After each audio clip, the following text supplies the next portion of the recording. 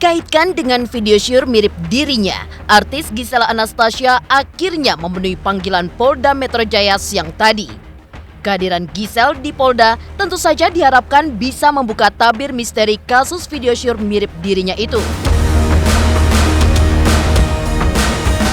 Sebab selama ini Gisel terlanjur diadili netizen soal kemiripan wajah perempuan dalam video tersebut dengan wajahnya, hingga soal tai lalat, baju milik Gisel, bahkan kamar dan perabotannya yang dituding netizen mirip dengan milik Gisel. Seperti apa kondisi Gisel saat tiba di Polda Metro Jaya siang tadi? Seperti apa pula hasil analisa pakar telematika Roy Suryo terkait pernyataan netizen yang mengaitkan baju yang dipakai perempuan di video syur mirip Gisel, hingga kamar dan gorden yang dituding sama, serta posisi tai lalat. Benarkah kasus video syur mirip Gisel akan berdampak negatif terhadap psikologis Gisel, terlepas dari benar atau tidak dirinya menjadi perempuan dalam video tersebut? Benarkah hebohnya kasus video syur mirip dirinya itu akan membuat Gisel stres, bahkan mengalami trauma? Seperti apa pula sikap dan reaksi para selebriti yang memiliki anak pasca video heboh syur mirip Gisel tersebut? Benarkah mereka membatasi anaknya untuk berselancar di sosial media? Pemirsa, bersama Intens Investigasi, kami hadirkan kabar terkini, terpercaya, dan teraktual. Tetapi sebelumnya, jangan lupa untuk like, subscribe, dan juga share channel YouTube ini.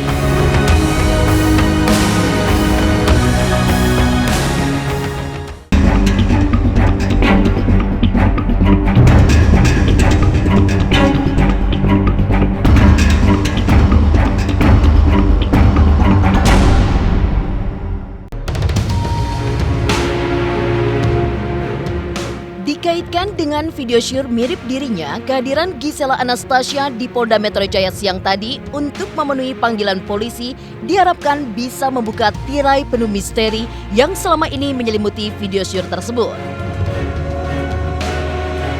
Sebab selama ini, Gisel sudah terlanjur diadili, bahkan dihubung-hubungkan oleh netizen yang menyebutkan bahwa antara perempuan dan model di dalam video syur mirip dirinya itu memiliki banyak kesamaan dengan wajah juga kamar miliknya, baik dari jenis gorden maupun berbagai jenis barang yang ada di kamar Gisel. Menanggapi penilaian netizen tersebut, tim Intens Investigasi mendatangi pakar telematika Roy Suryo untuk mengkaji penilaian netizen tersebut terhadap Gisel.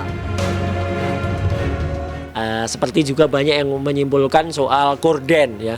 Sekali lagi jangan, ya, karena kalau gorden itu bisa banyak sekali, bahkan sekarang dijual di online gitu, ya, gitu.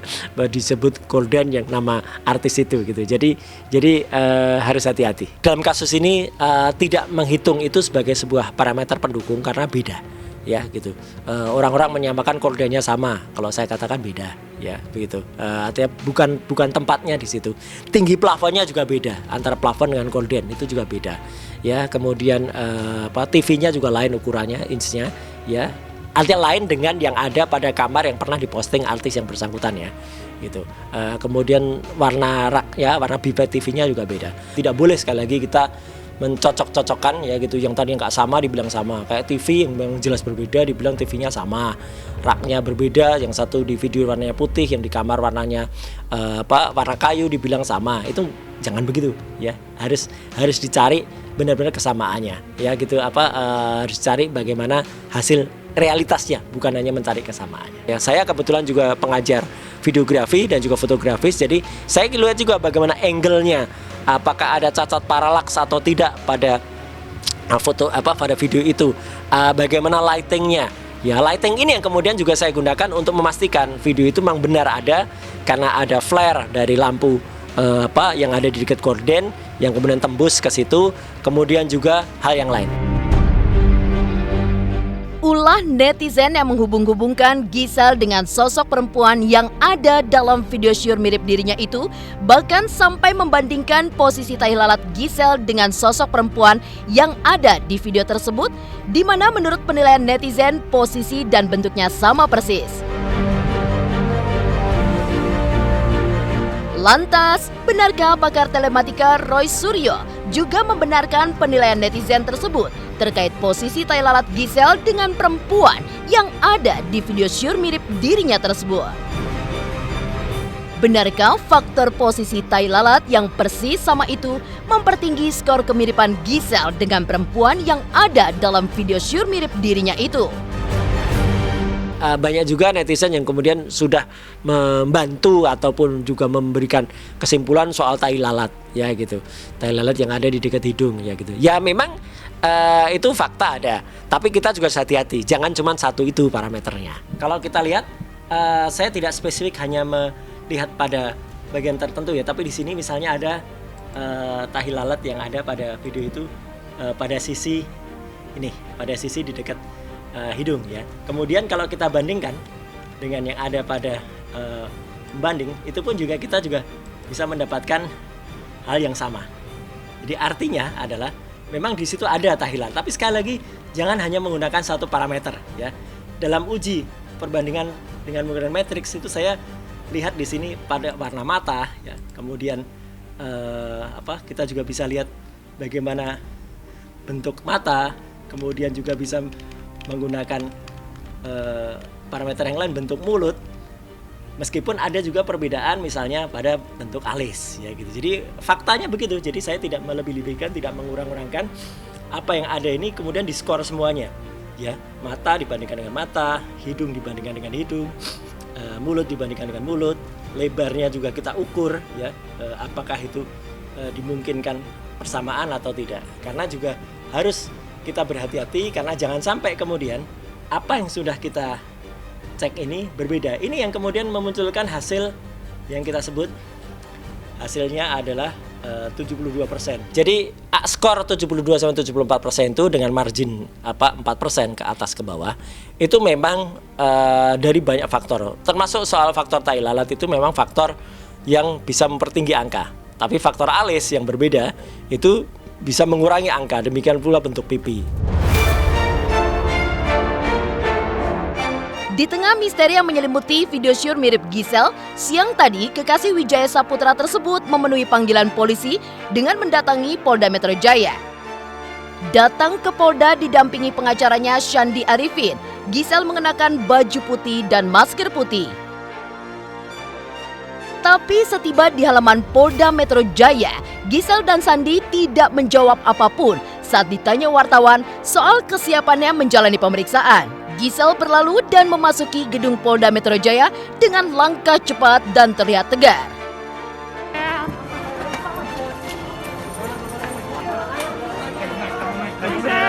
Kasih jalan. Sampai sini aja. Sampai sini aja. Bang, kasih stempel sedikit dong. Siap jalan di pemeriksaan, Bang.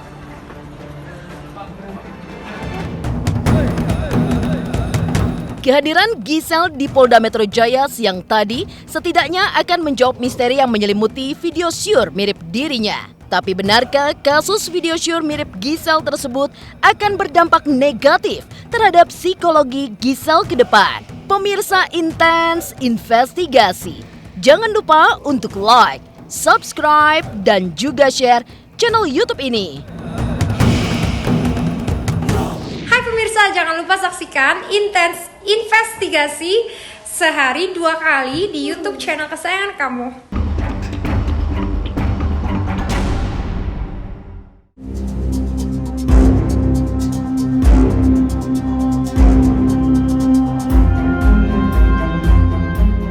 Heboh video syur mirip dirinya. Selain membuat Giselle berurusan dengan hukum, juga akan menyusul sejumlah dampak psikologis yang bisa terjadi pada diri mantan istri Gading Marten tersebut. Menurut psikolog, banyak dampak yang akan merugikan Giselle dari bergulirnya video syur mirip dirinya, terlepas benar tidaknya perempuan dalam video tersebut adalah Giselle. Selain menimbulkan rasa malu dan rasa bersalah, juga bisa berakibat terjadinya tekanan emosional yang disebut stres. Untuk mengurangi efek negatif tersebut, selain Giselle perlu menyiapkan mental baja, juga diperlukan dukungan moral dari orang terdekat untuk menguatkannya. Buat orang yang tidak merasa bertujuan melakukan penyebaran video atau memasarkan video itu di publik karena sejujurnya tujuannya adalah untuk kepentingan pribadinya, pastinya ini adalah pertama muncul perasaan malu. Teman-teman sekalian, kalau kita perhatikan ya, ada orang-orang yang memang akan terus diintimidasi baik oleh publik, oleh media, dan yang kedua akan muncul perasaan bersalah. Ada guilty feeling di sana. Nah, biasanya ketika muncul malu lalu disertai dengan perasaan bersalah, ketika hal ini tidak terkelola, artinya tidak mendapatkan support gitu dari sekitar, yang ada akan memunculkan yang disebut dengan ketegangan, kemudian tekanan emosional atau yang kita sebut dengan stres. Umumnya akan bertahan lama sepanjang kasus ini nanti akan berlangsung, kira-kira begitu. Nah, intinya bagaimana orang-orang di dekatnya atau support sistemnya memberikan dukungan terkait moral, terkait dukungan moral juga, artinya dukungan secara perasaan untuk bisa siap menghadapi ini. Karena mau tidak mau, apakah nanti yang bersangkutan adalah orang yang benar atau tidak di dalam video tersebut, publik sudah membuat sebuah judgment terlebih dahulu. Publik sudah membuat sebuah penyalahan gitu ya, blaming kepada dia, dan itu sulit untuk diubah kembali gitu. Artinya ini perlu kesiapan mental. Nah, jika memang yang bersangkutan bukan orang yang melakukan dan ini bukan kejadian pertama, artinya yang bersangkutan pastinya sudah siap-siap mental untuk ini. Drop sudah pasti, tertekan sudah pasti, stres sudah pasti. Giselle juga diperkirakan tidak hanya akan merasa malu, bersalah, dan juga stres jika berbagai efek negatifnya tidak diantisipasi. Bahkan jika kasus video syur mirip dirinya ini berlarut-larut, maka rasa stres yang berkepanjangan akan menimbulkan persoalan lebih besar lagi, yaitu terganggunya aktivitas hidup di tengah masyarakat yang membuat relasinya dengan sesama terganggu pula. Bisa timbul rasa traumatis pada diri Giselle. Untuk menghindari efek berat tersebut, secara psikologis, psikolog pun menganjurkan Giselle bisa menyelesaikan ini secara dewasa dan matang, serta memberikan jawaban yang tepat kepada para penegak hukum. Bahkan akan muncul berbagai gangguan kecemasan nanti karena dia akan memikirkan jika nanti ini dianggap oleh kita semua lah ya, bahwa ini hal yang perlu untuk diukur secara hukum, artinya akan masuk ke ranah hukum, berarti harus mengikuti proses hukum. Nah, ini ada sebuah beban lagi, jadi nambah bebannya double gitu, bahkan mungkin sudah triple gitu, sehingga kedepannya harus akan muncul beberapa perkiraan pertimbangan yang akan bisa mengganggu kecemasannya sehingga menyebabkan gangguan kecemasan. Bisa jadi, boleh jadi stres ini akan berkepanjangan. Nah, berkepanjangan ini yang jadi persoalan gitu, yang akan nanti mengganggu aktivitas hidup, kemudian komunikasi dengan sekitar, rencana-rencana, bahkan pastinya akan mencoreng nama baik yang akan membuat seseorang merasa, tadi saya bilang, malu dan bersalah. Saya sangat berharap bahwa Giselle bisa matang dalam hal ini untuk menyelesaikan situasi ini. Apapun nanti solusinya, benar atau tidak, yang paling penting adalah bagaimana menghadapi publik dan memberikan jawaban yang memang tepat, sehingga nama baik, terutama keluarga, anak tetap bisa merasakan nyaman dan aman. Belajar dari kasus video syur mirip Giselle, benarkah para selebriti mulai membatasi anak-anak mereka dalam bermain gadget hingga sosial media? Pemirsa Intens Investigasi, jangan lupa untuk like, subscribe, dan juga share channel YouTube ini. Halo pemirsa, saya Omar Daniel. Jangan lupa saksikan terus Intens Investigasi, tayang 2 kali sehari, di siang dan juga di malam hari. Wajib nonton ya.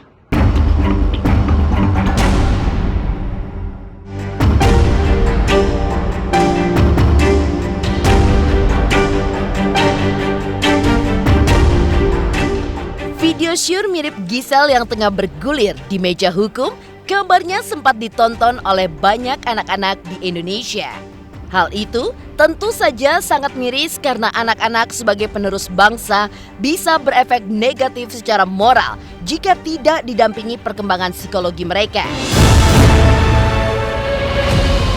Kasus tersebut bisa menjadi pelajaran bagaimana dahsyatnya efek rekam jejak digital yang berbau negatif di sosial media yang sulit terhapus.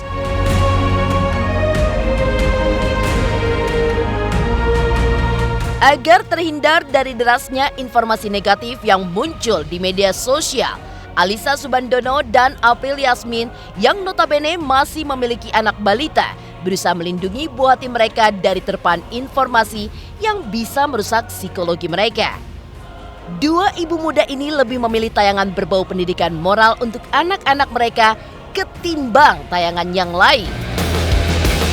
Kita sebagai orang tua yang menjadi pintu untuk anak-anak mendapatkan informasi gitu.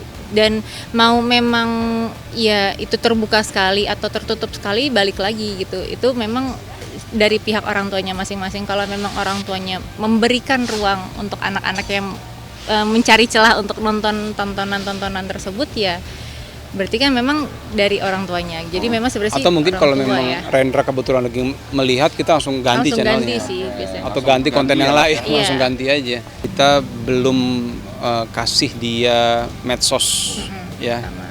Yang kedua, tayangan yang dia tonton kita harus tahu, kita pantau gitu. Dan kalau bisa nontonnya bareng sama kita. Dan di waktu-waktu tertentu, jadi bukan seperti kayak seharian Betul. pegang gadget dan terus nonton jadi lepas kontrol gitu enggak. Kita sih kalau buat Rendra sama Malik ya, kalau kayak Instagram apa, kita sih belum kasih Belum, lihat iya. dia ya. Mungkin YouTube ya. Kalau YouTube pun kita pilih-pilih yang memang buat anak-anak, dan kita lebih coba cari yang ada nilai-nilai Islamnya gitu ya kan. Banyak sekarang kan teman-teman juga buat gitu. Jadi dia bisa lebih tambah ilmu, bacaan Quran misalnya, murotal yang Islam juga banyak yang buat kartun misalnya seperti itu. Kita coba lama-lama dia bisa hafal juga gitu pelan-pelan. Kita bisa mengarahkan ke arah yang lebih baik, dan kita terus doakan anak-anak, terus pantau, apalagi sekarang zamannya daring semua, supaya anak-anak ini merasa ini adalah hal yang memang perlu diketahui, tapi jangan sampai bablas gitu, jangan sampai anak-anak ini menjadi penasaran, kepingin tahu, mencari tahu sendiri. Jadi lebih baik berbicara dengan orang tua. Saya pun khawatir, saya pun terus berdoa, mendoakan semoga anak-anak saya, anak-anak semua lah di seluruh dunia ini terlindungi gitu. Terus juga dijauhkan dari hal-hal yang buruk, apalagi sampai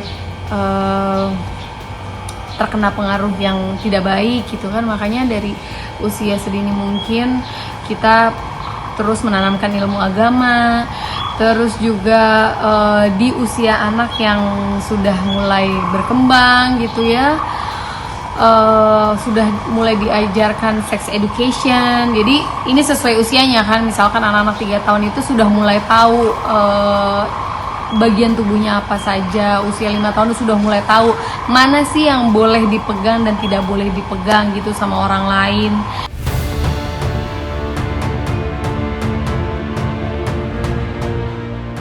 Demikian pemirsa, kabar terkini, terpercaya, dan teraktual yang kami hadirkan hari ini. Saksikan terus Intens Investigasi setiap hari Senin sampai dengan Jumat yang tayang 2 kali sehari, yaitu pada pukul 12 waktu Indonesia Barat dan pukul 18 waktu Indonesia Barat. Tentunya hanya di YouTube channel. Dan pastikan jangan lupa untuk like, subscribe, share, dan juga komen channel Intens Investigasi.